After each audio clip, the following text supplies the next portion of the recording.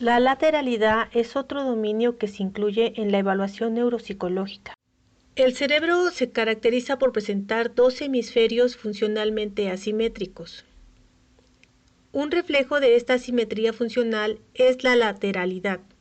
Esta es definida como el predominio funcional de un lado del cuerpo sobre el otro, que se manifiesta en la utilización preferente de mano, pie, ojo y oído por el sujeto. Frecuentemente la determinación de la dominancia lateral se establece a través de un cuestionario informal o por medio de la observación directa del paciente. Podemos ir haciendo anotaciones acerca de la acción que el paciente está realizando. Podemos indicar varias actividades para conocer cuál es el predominio funcional que hay en su cuerpo. Por ejemplo, si queremos conocer qué visión predomina más, si la del lado derecho o izquierdo, podemos sugerir algunas actividades. En este caso podría ser que el sujeto mire a través de un tubo o que se tapara un ojo para mirar de cerca o mirar a través de un catalejo o algo similar. Algunas de las actividades que podemos tomar en cuenta en el caso de la audición, por ejemplo, podríamos comentar a la persona que haga la imitación de que está haciendo una llamada por un teléfono o que qué haría en caso de que ella quisiera escuchar a través de una pared o escuchar el sonido de un reloj muy pequeño. Para que nosotros podamos descubrir la predominancia de la mano, algunas de las actividades que puede ser es escribir, que es de las más básicas, abrir y cerrar alguna botella con agua o encender un cerillo o un encendedor. Y algunas actividades que podemos sugerir para observar cuál es la parte de su pie, la izquierda o la derecha, que más tiene función. Es, por ejemplo, dar una patada a un balón, o cómo cruza las piernas, o que ande en un solo pie, o mantener el equilibrio con un pie. Coordinación. Capacidad para realizar eficientemente los movimientos de manera precisa, rápida y ordenada. La principal estructura encargada de la coordinación es el cerebelo. La psicomotricidad es un término más amplio que el de la coordinación, porque incluye aspectos motores cognitivos, sociales y afectivos, por lo cual no es solo destreza, coordinación con la que se hace el movimiento, sino contempla la conciencia del propio cuerpo, la lateralidad, los conceptos espaciales, etc. La psicomotricidad se divide en dos tipos según los grupos musculares empleados, y son: la motricidad gruesa, hace referencia a los movimientos de grupos musculares grandes y generales. La motricidad fina, movimiento de grupos musculares pequeños y específicos. Para llevar a cabo los movimientos se requiere más precisión que fuerza, como por ejemplo escribir o atarse las agujetas. Principales tipos de coordinación. Coordinación ojo-mano, conocida como coordinación visomotora, y coordinación óculo-manual, capacidad de manejar las manos en función de lo que percibimos con los ojos. Coordinación oculopédica, capacidad de manejar los pies en función de lo que percibimos con los ojos, por ejemplo, patear un balón. Trastornos asociados a la coordinación. La mayoría de los trastornos que conllevan una alteración de la coordinación vienen por un daño en el cerebelo. Entre sus síntomas: temblores, ataxia, nistagmo cerebeloso, dismetría, por mencionar algunos.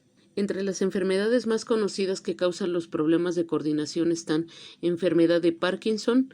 También se pueden dar problemas en la coordinación, que sería la dislexia, disgrafia, esclerosis múltiple. En el trastorno del desarrollo de la coordinación, en distintos tipos de ataxia y en traumatismos cráneoencefálicos. Para medir el estado de coordinación hay diferentes tipos de test, entre los que se encuentran el de atención inmediata, de retención de dígitos. El objetivo es evaluar memoria inmediata, atención selectiva, pruebas de rendimiento continuo o CPT. Fuerza. La fuerza la van a evaluar los médicos. Asimismo, las alteraciones de fuerza se mostrarán en una valoración médica. Sin embargo, existen pruebas, escalas y test que llegan a incluir la valoración de fuerzas tanto en niños, adolescentes y adultos que serán aplicadas por el neuropsicólogo. El nivel de fuerza en miembros, tanto inferior como superior, van a ser asimétricos. Esto va a influir mucho del miembro dominante. Por ejemplo, si una persona es derecha, realizará todas sus actividades, como lo es el vestirse, el comer, el lavarse los dientes, con la mano derecha. Asimismo, si llegara a realizar alguna actividad deportiva, como es el caso del fútbol, patearía el balón con esta misma pierna derecha, lo que va a ocasionar que se vea un mayor aumento de masa muscular y de fuerza del lado derecho comparándolo con el lado izquierdo.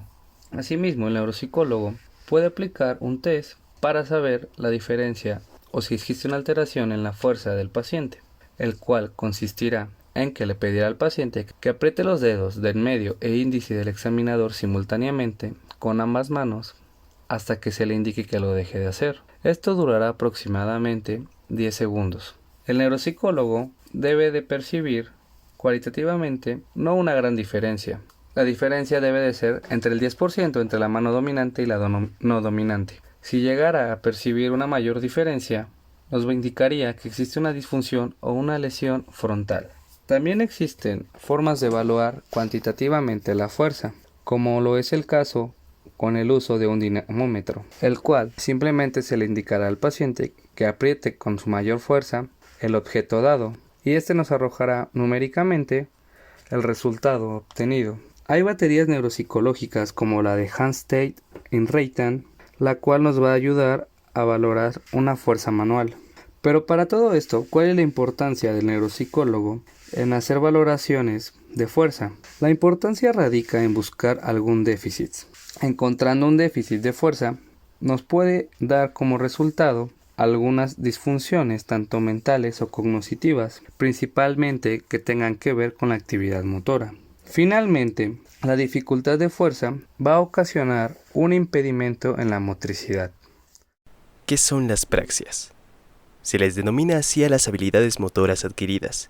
Se puede decir que es la forma en la que el cerebro convierte los pensamientos en acciones.